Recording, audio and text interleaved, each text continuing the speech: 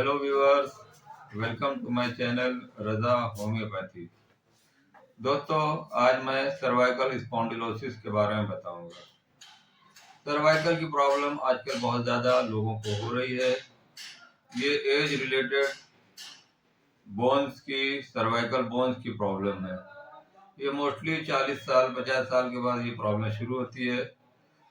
और सर्वाइकल जिसे गर्दन का दर्द भी कहते हैं, जिसमें गर्दन अकड़ जाती है, जकड़न हो जाती है, गर्दन को ऐसे मोड़ने में तकलीफ होती है। तो ये आमतौर पर जो सर्वाइकल बोन है, जो हमारे स्पाइनल कॉर्ड हैं, जो गर्दन से लेकर कमर तक जो स्पाइनल बोन होती हैं, जो टोटल 33 बोन्स होती हैं।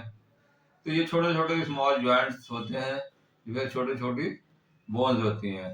तो इसमें गर्दन से एरिया में जो सर के नीचे जो बोन्स हैं, जो गर्दन की सर्वाइकल बोन्स हैं, जिसके जरिए से हमारा सर मूव करता है, जिसका वेट, सर का वेट जो है सर्वाइकल बोन्स पर आता है। तो सर्वाइकल बोन्स आमतौर पर 7 तरह की होती हैं, C1 से लेकर C7 तक।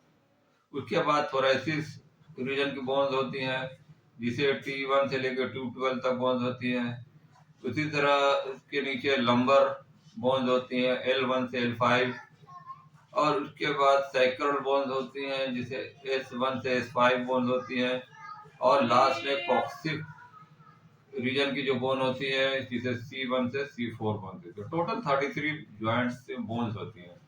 तो ये जॉइंट्स एक दूसरे से इंटरवर्टिब्रल डिस्क के जरिए से जुड़ी रहती हैं। तो जब इन बोन सेल्स में डिजेनरेशन होने लगता है, जब इंटरवर्टिब्रल डिस्क सूखने लगती है, तो उस वजह से ये सर्वाइकल की प्रॉब्लम होती है। और इसमें हड्डियां एक दूसरे से टकराने लगती हैं, या इंटरवर्टिब्रल डिस्क जो है वो सूख जाता है। उस वजह से हड्डियां आपस में टकराती हैं, या नर्व जो दबने लगती हैं। तो इंटरवर्टिब्रल डिस्क में क्या होता है कि डिस्क जो है सूखने लगती है। आमतौर पर सर्वाइकल के 4 मेन कॉज हैं। पहला है कि जो हमारा इंटरवर्टिब्रल डिस्क है वो डिहाइड्रेटेड हो जाता है, मतलब वो जो डिस्क है, जो कुशन का काम करती है हड्डियों के जर्किंग के मूवमेंट को रोकने के लिए कि हड्डी आपस में टकराए नहीं, तो वो डिस्क जो है वो मुलायम सॉफ्ट गद्दे की तरह काम करती है। तो वो जब सूखने लगती है तो डिहाइड्रेटेड डिस्क हो जाती है। उसकी वजह से जो डिस्क है वो सूख जाती है, या इसका जो लिक्विड होता है वो सूखने की वजह से भी हड्डियां आपस में टकरा सकती हैं। दूसरा इसकी वजह हो सकता है कि इंटरवर्टिब्रल हर्निएशन डिस्क हो जाता है। जब वो डिस्क सूख जाती है तो उसकी वजह से जब दबती है तो नसें दबने लगती हैं, और वो डिस्क बाहर की तरफ हर्निएट हो जाती है। इस वजह से जो हर्निएशन होता है तो नर्व, जो आर्टरीज हैं, जो ब्लड सर्कुलेशन हो रहा है बोन्स को, जो स्पाइन को, तो वो उसकी दबने की वजह से इसमें हमें गर्दन में तमाम दर्द होता है।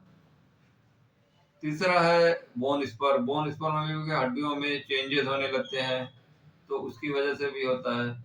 चौथा है स्टिफनेस ऑफ जो डिस्क, या इंटरवर्टिब्रल डिस्क, या आपके जो कार्टिलेज मसल बोन्स हैं वो अकड़ जाते हैं, टाइट हो जाते हैं। तो इन सब की वजह से स्पाइनल कॉर्ड में ये सर्वाइकल स्पॉन्डिलोसिस की प्रॉब्लम होती है। तो सर्वाइकल की प्रॉब्लम मोस्टली मैंने बताया कि 40-50 साल के बाद शुरू होती है, लेकिन 60 साल के बाद इसका सिम्टम बहुत ज़्यादा आने लगता है। तो इसमें सिम्टम 2 तरह के होते हैं। जो मसल्स में पेन होता है, गर्दन जब अकड़ जाती है, दर्द होता है, तो गर्दन को मोड़ने में तकलीफ होती है, ना दाएं ना बाएं, ना ऊपर नीचे। तो मसल भी टीयर हो जाती है, जिसमें लिगामेंट्स, टेंडन और आपके टेंडन से लिगामेंट्स जो होते हैं, कार्टिलेज होते हैं, वो डैमेज हो जाते हैं, जो कवर करते हैं आपके सर्वाइकल बोन्स को। तो उसमें क्या होता है कि गर्दन को मोड़ने में दिक्कत होती है, स्टिफनेस आ जाती है, जकड़न आ जाती है। उस वजह से ये गर्दन का दर्द शुरू होता है। लेकिन ये सिम्टम ज्यादा स्प्रेड नहीं करता, ये सिर्फ गर्दन को मोड़ने में जकड़ जाती है, गर्दन को दर्द होता है बस। मस्कुलर पेन अगर है तो इसमें ये होता है। और अगर ये इंटरवर्टिब्रल डिस्क अगर आपकी डिहाइड्रेटेड हो गई है, सूख गई है, या आपके हर्निएशन हो गया है, तो उसमें बोन स्पर अगर हो गया तो उसमें हड्डियों का दर्द इतना ज्यादा होता है कि वो दर्द गर्दन से पूरा होते हुए या आर्म तक आता है, पूरे उंगलियों तक आता है, दोनों तरफ। कभी राइट में भी हो सकता है, लेफ्ट में भी, सर के ऊपर भी दर्द हो सकता है। तो सर्वाइकल की प्रॉब्लम को इग्नोर ना करें। जब भी कोई गर्दन में दर्द हो तो फौरन आप इसका एक्सरे, एमआरआई, सीटी स्कैन कराएं, जिससे आपकी केस की सीवियरिटी का पता चलता है। ये जॉइंट्स की प्रॉब्लम है जिसे ऑस्टियोआर्थराइटिस भी कहते हैं, या आर्थराइटिस की बोन्स में एक्सफ्यूजन आ जाना उसको भी कहते हैं। इन्फ्लामेशन ऑफ सर्वाइकल बोन्स भी हो सकता है। तो उसकी ये सब प्रॉब्लम है, इसको आप बहुत ही अच्छे डॉक्टर को दिखलाएं और इसका इलाज अच्छे से करें। इसकी कई वजह जो मैंने बताया कि बहुत ज़्यादा स्ट्रेनिंग अगर आपने कर ली, मोबाइल का जो आजकल बहुत ज़्यादा लोग यूज़ करते हैं, ऐसे मोबाइल लगा के घंटों घंटों बात करते हैं तो इससे भी स्ट्रेन पड़ता है। ये कंप्यूटर पर जो ऑफिस में बहुत ज़्यादा घंटों घंटों बैठ के करते हैं, इससे भी गर्दन पे स्ट्रेन आता है। या लैपटॉप का इस्तेमाल जो ज़्यादा करते हैं उससे भी होता है। गर्दन में आपने कभी मसाज करा लिया बहुत जोर से, उससे भी ये आपको डैमेज हो सकते हैं। तो इनकी वजह से गर्दन में दर्द हो सकता है। तो मसल्स पेन में अगर दर्द होगा तो उसमें बहुत सी होम्योपैथिक दवाएं हैं। इसका होम्योपैथिक मैनेजमेंट बहुत अच्छा है, लेकिन होम्योपैथिक दवाएं भी बहुत सोच समझ के देनी चाहिए। मोस्टली हम पेशेंट को 3 सिम्टम पर दवा देते हैं। इसका मेंटल स्टेट देखते हैं, फिजिकल इसके सिम्टम क्या आ रहे हैं और इसकी पैथोलॉजी क्या है। ये 3 सिम्टम मिलाने के बाद ही हम दवा देते हैं। अगर मेंटल स्टेट पेशेंट का बहुत ही प्रोमिनेंट है तो मेंटल स्टेट के जरिए से उन दवाओं का सिलेक्शन करते हैं जिसमें उसके फिजिकल भी आए और पैथोलॉजी भी इसके सिम्टम आए। अगर पैथोलॉजी डायरेक्ट हमें मिल रहा है, जो मोस्ट स्ट्राइकिंग सिम्टम है, जो पेशेंट आके हमें डायरेक्ट बता रहा है कि मुझे इन्फ्लामेशन हो गया या मुझे दर्द हो रहा है, चोट लगने के बाद दर्द हो रहा है, तो उस वजह से हम उसको भी केस इस तरह से डील कर सकते हैं। तो ये 3-4 तरह के सिम्टम लेने के बाद ही हम दवा देते हैं। होम्योपैथी में जैसा मैंने बताया और मैं हर वीडियो में बताता हूँ कि सर्वाइकल हो या कोई भी बीमारी हो, हर पेशेंट का अलग सिम्टम होता है। किसी भी डिजीज की कोई पेटेंट होम्योपैथी दवा नहीं होती है। सिम्टम जैसा होगा, मेंटल सिम्टम्स का जैसा आएगा, फिजिकल है या पैथोलॉजी है, उसके हिसाब से उसको दवा दी जाती है। अगर पैथोलॉजी बहुत ज्यादा है तो उसको बहुत सोच समझ के दवा देनी पड़ती है ताकि उसको कोई डिजीज और स्प्रेड ना करे, एडवांस ना हो। तो अगर पैथोलॉजी बहुत स्ट्रांग आ रही है तो उसमें लो पावर की दवाएं दी जाती हैं, और जो मेन का जो स्ट्राइकिंग सिम्टम है उसी पे बेसिस पे दे सकते हैं। पेकुलियर, अनकॉमन, जो भी रेयर सिम्टम आ रहे हैं उनको भी आप देख सकते हैं, उनको भी साथ लेकर के आप दवाओं का सिलेक्शन कर सकते हैं। तो होम्योपैथिक में इस तरह से इसका मैनेजमेंट होता है और बहुत ही कामयाब इलाज है। इसलिए कि होम्योपैथिक जो है पेशेंट के मिजाज के मुताबिक दी जाती है, उसके फिजिकल सिम्टम्स और उसके जो डिजीज जो स्प्रेड कर गई है, बहुत ज़्यादा उसकी पैथोलॉजी हो गई है, उस हिसाब से दवा दी जाती है। तो कोशिश ये करना चाहिए कि अगर मेंटल सिम्टम बहुत प्रोमिनेंट आ रहे हैं तो उसमें आप हाई पोटेंसी कभी ना दें, इसलिए कि ये सेल डिजेनरेशन की प्रॉब्लम है। बोन्स में, हड्डियों में डिजेनरेशन हो रहा है, जो सेल डेड हो डेड हो रहा है। उस वजह से इसमें लो पोटेंसी ही आप सिलेक्शन करें, चाहे मेंटल सिम्टम प्रोमिनेंट हो, क्योंकि पैथोलॉजी बहुत एडवांस हो जाती है। इसलिए इसमें लो पावर, मैं आमतौर पर कोशिश करता हूँ कि 6, 3 या 30 पावर में दवा देता हूँ, और बहुत ज़्यादा है तो 3 या 6 से भी शुरू करता हूँ। तो अगर चोट लग रही है, इंजरी है, तो पेशेंट बताता है कि हमें ये सिम्टम आ रहा है, हमें चोट लगने के बाद हुआ है, तो उसमें आप एमआरआई स्कैन से देखें कि अगर उसकी चोट बहुत ज़्यादा डीप हो रही है, हड्डियों में चोट आई है, तो रूटा है, आर्निका है, ये सिम्टम दे सकते हैं। हर्निएशन हो गया है, हर्निएशन मतलब कि जो बताया था मेरे टेंडन, इसके लिगामेंट्स जो इसका इंटरवर्टिब्रल डिस्क जो डैमेज हो गई या नर्व्स को प्रेस कर रही है, तो उसमें आप कालमिया भी दे सकते हैं। कालमिया का सिम्टम ये है कि गर्दन से लेकर 10 हाथों तक स्प्रेड करता है, चाहे राइट हो चाहे लेफ्ट हो। तो इसमें कालमिया लेटिफोलिया बहुत ही अच्छी दवा है, 30 पावर में इसको सुबह शाम करके दे सकते हैं।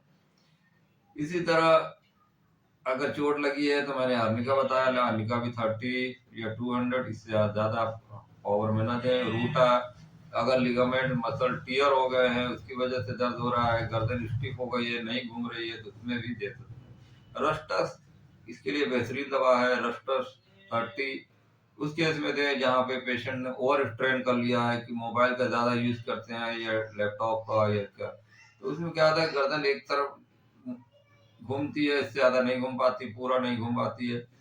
तो अगर ये गर्दन का दर्द बहुत ज़्यादा है कि पूरी बॉडी को घुमाना पड़ता है गर्दन के लिए, तो उसमें पेशेंट के कॉन्स्टिट्यूशन के हिसाब से भी मैं दवा देता हूँ। कोई ज़रूरी नहीं है कि रस्टा दूँ, कैलकेरिया भी है, कैलकेरिया का सिम्टम उसके हिसाब से देना पड़ेगा। कैलकेरिया में भी ओवर स्ट्रेनिंग है, बहुत ज़्यादा मिसयूज़ कर लिया हो, एक्सर्शन ज़्यादा कर लिया, अगर इसकी वजह से आपको ये सिम्टम आ रहे हैं तो कैलकेरिया कार दे। कैलकेरिया कार के और भी सिम्टम, फिजिकल सिम्टम लाने पड़ेंगे और उसकी पैथोलॉजी लेनी पड़ेगी।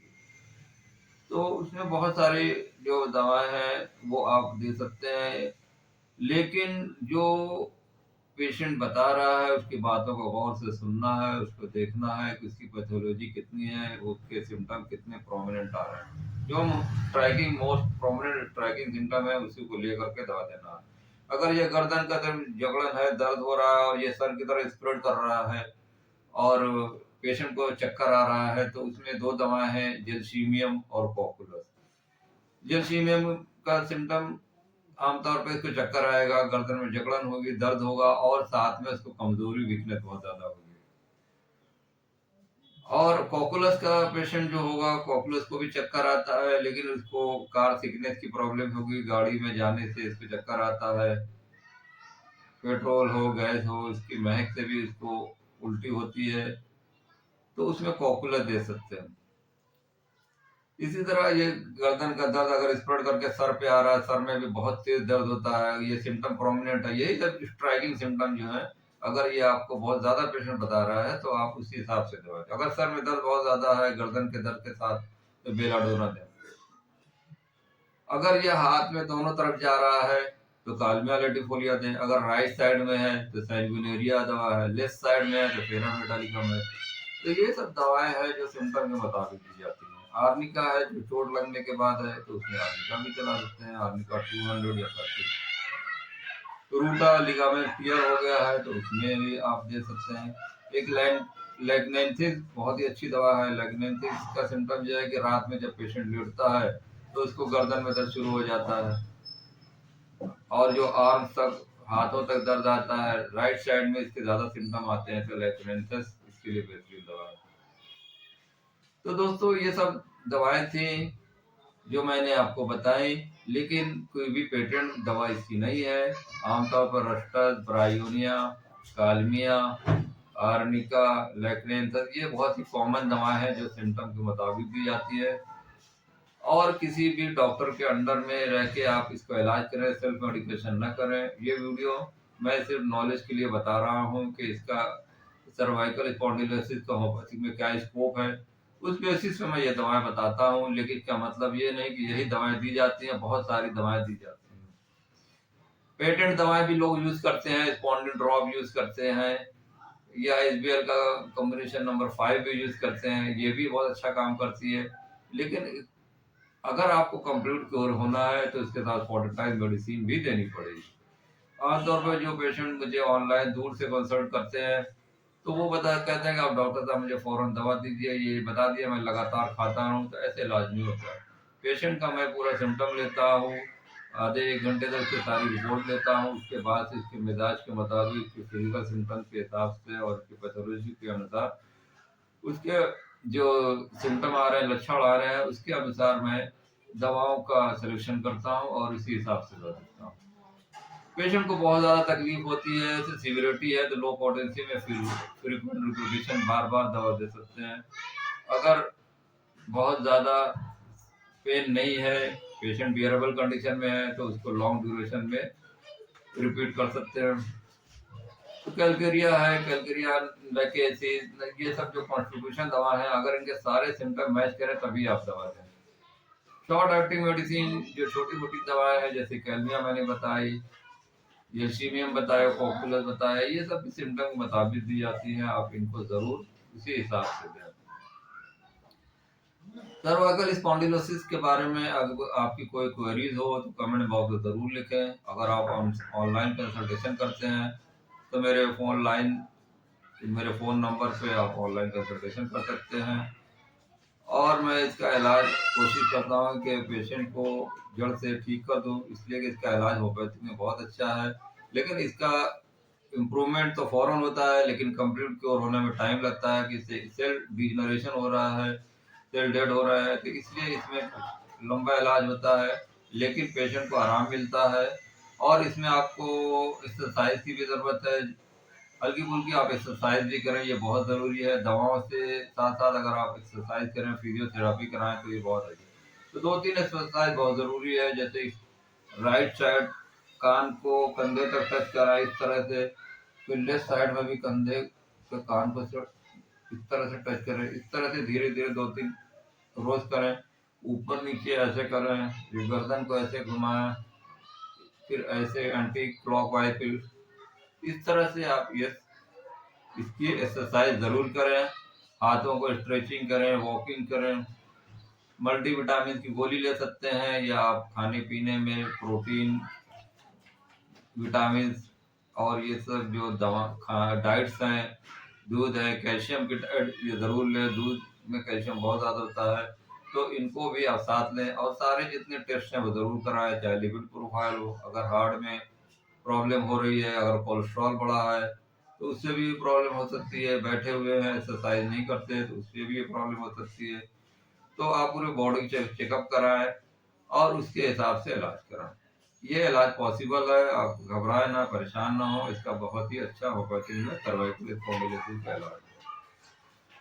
इसी तरह मेरे वीडियो को देखते रहें, पसंद आए तो लाइक करें, और जिन लोगों ने अपने चैनल को सब्सक्राइब नहीं किया तो प्लीज सब्सक्राइब करें। Be happy, be healthy. Thank you.